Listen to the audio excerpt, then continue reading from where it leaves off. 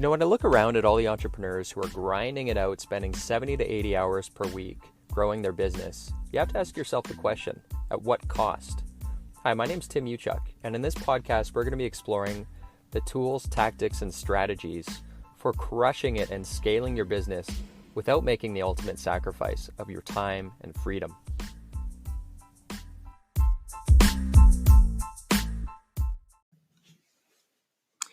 Hey, what's up, everyone? Tim Uchuk here. It is the crack of dawn. It's 5 a.m. here. I've got my coffee and I've got my feet underneath me, my legs underneath me once again after a whirlwind trip. For those of you that have been following, to Germany last week, where we visited the manufacturer for a product that we're launching, which is super exciting. So in the last episode, we talked about, it was more geared around marketing, where we're launching this disruptive product, which is essentially disrupting the toolbox. It's like a tool organizational system. And so in the last episode, we talked about how, in order to secure a new customer, they first have to be problem aware. They have to be aware that their problem exists. Otherwise, obviously, they're not going to engage and take action in the direction of your company, your product, or service.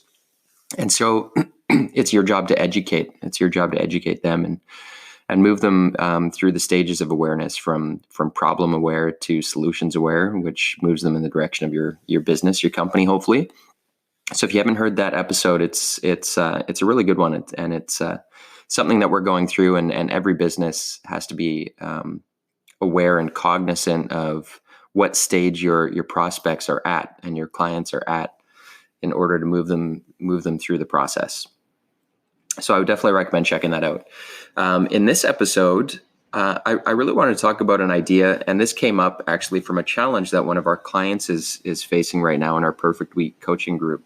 And the challenge was one that I think I've certainly faced it in my businesses, and I think every business owner at least thinks about it. This is one of those things that keeps you awake at night, and it's around risk mitigation. It's the risk of losing key employees in your business. So what if they were, sick, vacation, the hit by the bus scenario? It's a risk, right? And risks they're all on a spectrum. And I really like to look at the extreme on the high end and the low end of spectrums when I look at challenges like this. And so the first question is, what would it look like if things were really, really dialed in and this risk was, as close to eliminated as possible? And that's what I want to discuss in this episode. But first, I want to talk about two mindsets, two ways I think that are helpful when you look at risks within your business. Number one is the idea behind Kanban, and for those of you, if you haven't gone through my training in Kanban, Kanban is a pull system that Toyota Taiichi Ohno, and around World War II, he noticed in supermarkets. Where you've got your soup aisle, you've got the soup cans. In order to maintain inventory, you shouldn't replenish when it's empty. You need to replenish. There needs to be a trigger to replenish inventory before it's too late. And so the trigger point. So let's say that people are pulling soup cans from a shelf, and it takes you, I don't know, an hour to replenish or whatever. You would make your trigger like 10 when there are 10 remaining.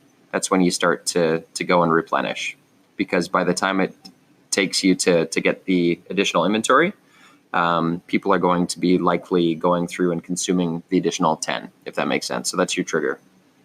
In the context of what we're talking about, I always like to think in terms of 1 equals 0 and 2 equals 1. So think in terms of inventory, think in terms of your people, your human resources, your processes and procedures in your business. If you have one, if you're relying on one, it's basically 0. And in the context of people, well, people get sick, people need to go on holidays and vacations, and things happen. People, they might find other jobs. It's always a risk. It's always, there's some percentage of risk there. And it's your job as an entrepreneur that's obviously why we build great cultures, world-class cultures, because we want to retain our people, right? We want to keep our turnover low because the cost of hiring, finding, and training, it's super high. And so just thinking in terms of, 1 equals 0, 2 equals 1, is a good way to look at your business. And I like to start by prioritizing in terms of where are your greatest risks in your organization. And the highest risk, the worst scenario is you've got one person that knows how to do some of your key stuff in your business. Nobody else knows how to do it, right? So all that tribal knowledge kind of lives and dies in their brain. That's the worst case scenario. Best case scenario is you've got a plan A and a plan B. And I always like to think, I used to ride my motorcycle before we had our 3 kids. And I've since sold it, sadly, 2 years ago. But when I was riding, I remember taking my defensive riding classes years and years ago. And the notion was, and the game was, at least for me, was I always assumed that people couldn't see me, that I was invisible. And I always assumed that, the guy coming towards me, maybe he was drinking, maybe he had a little bit to drink. And so I always had a plan B. I always had visualized an escape route, and I always positioned myself within the lane to put me kind of in, as proactive of a position as I could be. So there was always a plan B. And I think the same in my business, always to have, hope for the best and expect the worst scenario. And so the plan B, if you've got, somebody, a sales manager, or you've got someone in your finance department, I would look, and we use a training matrix for this, and I literally will look at the people in a department in a spreadsheet, and you've got a color code, green, yellow, red, and if you've got, one of the columns, you've got the people up top, and if you've got only one person green, meaning one person can do the thing, then you've got a challenge. Secondly, that tribal knowledge, you owe it to yourself to get it out of their brain as quickly as possible. And the fact of the matter is if you don't have your procedures documented properly so that somebody else can kind of take the reins if this person was gone, Deming says a bad system beats a good person any day, right? So, you owe it to yourself to document your processes, because how do you even know if they're not documented that they're being upheld to the standards that where they should be in your business? So a quick and easy way that I recommend doing it, at least capturing this knowledge, is there's a tool that I really like to use for documenting processes, especially on your computer. So it could be accounting processes, how to use your software, whether it be sales, finance, accounting, doesn't matter, is Loom. So that's LOOM.com, Loom, like the spinning loom.com. There you can download, there's a Chrome extension, and you get access to that. And essentially you can record your screen really, really easily. And it'll give you a link that you can just, it links to the video. And so it's all hosted in the cloud. But basically the quickest and easiest way, and we've done this before many, many times, is to another way that you can organize these links. So let's pick an example here. Let's look at payroll. Let's say you had one person doing your payroll in your business and you had no idea how they did it. So, and the fear was, maybe they're going on maternity leave and you have to get what's in their head out of their head. First thing I would do is I would use a tool like Trello, Trello.com, Trello.com. And Trello.com it's basically like a digital, Post-it notes where you create to-dos on Post-it notes on your wall. And let's say you had, things that you wanted to get done, to do, doing, done.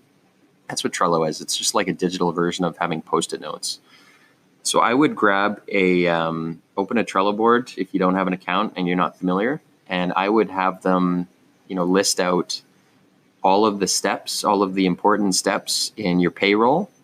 And I would have them record them just as if they were doing them, and they could talk you through it using a Loom video. And just, whether it's a couple videos or one video, I would have them record all the important steps, all of the key points within the important steps. So, what are all of the nuance that are required, the success criteria that needs to be achieved for each of those important steps. I would have them record that. Once you have that done, you basically have created 80% of a clone It's as close to cloning that person as you can get. And that's really what you want. And that's the idea of documenting your procedures. So if somebody were to leave you, rather than having 0%, wouldn't it be nice to have 80% of how they did something? So at least you could hit the ground running. And so that's what I would do. If I were if this is a challenge for you, and I think it's a challenge for most businesses out there, identify the key areas within your business where you feel the most risk exists. And, it's a marathon, not a sprint. So, over time, you're not going to get this done by tomorrow.